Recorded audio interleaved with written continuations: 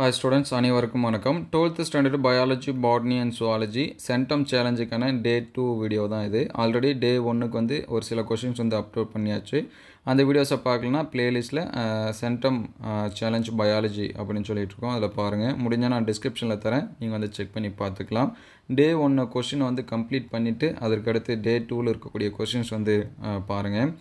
இதை படித்தாலே பயோசுவாலஜி கம்ப்ளீட் ஆகிடும். பியூ சயின்ஸ் சுவாலஜி பயோசுவாலஜி பார்த்தீங்கன்னா 2 நாள்லேயே போதும். லெசன் ஃபுல்லாகவே என்ன பண்ணிடலாம், கம்ப்ளீட் பண்ணிடலாம்.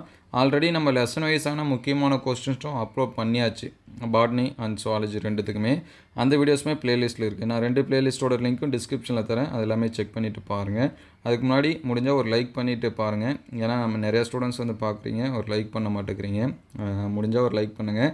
அப்படின்னா தான் அடுத்தடுத்த வீடியோ அப்லோட் பண்ணுறதுக்கு கொஞ்சம் மோட்டிவேஷனாக இருக்கும். சரிங்களா? Both Tamil medium and English medium ஸ்டூடெண்ட்ஸும் இதை நம்ம மார்க் பண்ணிங்க. பியூர் சயின்ஸ் ஸ்டூடெண்ட்ஸ் சரிங்களா? பியூர் சயின்ஸுக்கு எங்கே சொல்லலையே அப்படின்னு சொல்லிட்டு பார்க்காதீங்க. பயாலஜி பியூர் சயின்ஸ் ஸ்டூடெண்ட் ரெண்டுமே இது எல்லாமே படிச்சிருங்க. இதில் ஃபஸ்ட்டு பார்த்தீங்கன்னா நுண் வித்ருவாக்கம். சரிங்களா? நுண் வித்ருவாக்கம்னு என்ன, மைக்ரோஸ்போரோஜெனிசிஸ், இது தனியாக படித்த ஒரு 2 மார்க்கு. நுண் வித்ருவாக்கத்தில் இருக்கக்கூடிய படிநிலை, ஸ்டெப்ஸ் இன்வால்வ் இன் மைக்ரோஸ்போரோஜெனிசிஸ், இது ஓவராலாக 5 மார்க்கு. லாஸ்ட் டைம் 2024 கொஷினில் என்ன பண்ணியிருந்தாங்க, கேட்டிருந்தாங்க. சரிங்களா? 5 மார்க் கொஷினு. அதோட ஸ்டெப்ஸ் எழுதுனா என்ன பண்ணோம், போதும். மைக்ரோஸ்போரோஜெனிசிஸ்னால் எழுதுனா 2 மார்க்கு. அடுத்தடுத்து ஸ்டெப்ஸ் எழுதுனா அப்படின்னா உங்களுக்கு 5 மார்க்ஸ். அப்படின்னா நீங்கள் டயக்ராம் மட்டும் வரைஞ்சி கூட பார்த்துக்கலாம். சரிங்களா? அதை வந்து பார்த்துங்க. அதுக்கடுத்து முதிர்ந்த மகரந்த பையோட குறுக்குவெட்டு தோற்றம், TS of mature anther, diagram மட்டும் வரைஞ்சா 3 மார்க்ஸு. டயக்ராமோட எக்ஸ்ப்ளனேஷன் எழுதுனா 5 மார்க்ஸ். சரிங்களா? அந்த எண்டோதீசியம், டப்பிட்டம், இந்த லேயர்ஸ் எல்லாமே இருக்கும். அதை பற்றி ஒன்று ஒன்றா ஸ்டெப்ஸ் என்ன பண்ணணும், எழுதணும். சரிங்களா? எபிடெர்மிஸு, எண்டோதீசியம், டப்பிட்டம் இதெல்லாமே எழுதணும்.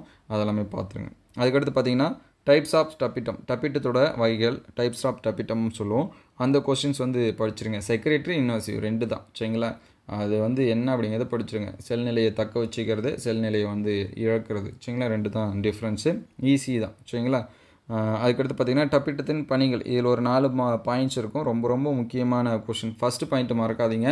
உணவுப் பொருளை வந்து என்ன பண்ணும், கொடுக்கும். யாருக்கு அப்படின்னா வளர்கிற அந்த மைக்ரோஸ்போருக்கு, நுண்வித்துகளுக்கு ஊட்டம் அளிக்கிறது, யுபிஸ் பாடிஸ் எல்லாமே அதில் ஈஸி தான். இந்த கொஷின்ஸ் வந்து கம்ப்ளீட்டாக படித்து எழுதி பார்த்துருங்க. சரிங்களா? அதுக்கடுத்து சுவாலஜி அண்ட் பயோசுவாலஜி ஸ்டூடெண்ட்ஸ் வந்தீங்கன்னா மோஸ்ட்லி இன்டீரியர் கொஷினும் ஓரளவுக்கு கவர் பண்ணியாச்சு. ஏன்னா நமக்கு பேஜஸே கம்மியாக தான் இருக்கும். சரிங்களா?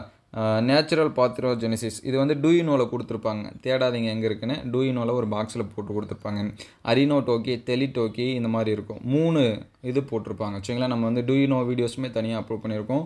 அதையுமே பிளேலிஸ்ட்டில் இருக்குது. ஷார்ட்ஸ் வீடியோவை அப்லோட் பண்ணியிருப்போம். ஏன்னா நமக்கு வந்து டூயினோலாம் ரொம்ப முக்கியம். அதில் இந்த அரினோடோக்கி, டெலிடோக்கி, ஆம்பிடோக்கி இந்த மாதிரி இருக்கும். இயற்கை வகை கன்னி இனப்பெருக்கம் அப்படின்னு சொல்லுவோம்.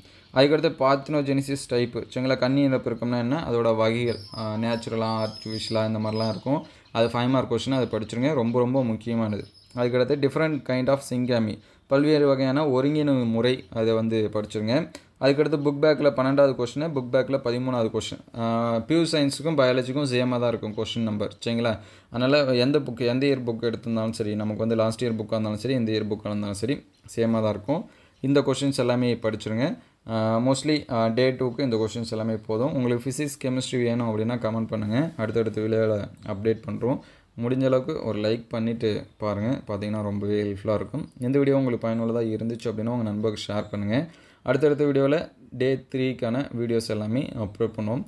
அதை வந்து உங்களுக்கு தேவை அப்படின்னா கமெண்ட் பண்ணுங்கள். தேங்க்யூ ஃபார் வாட்சிங்.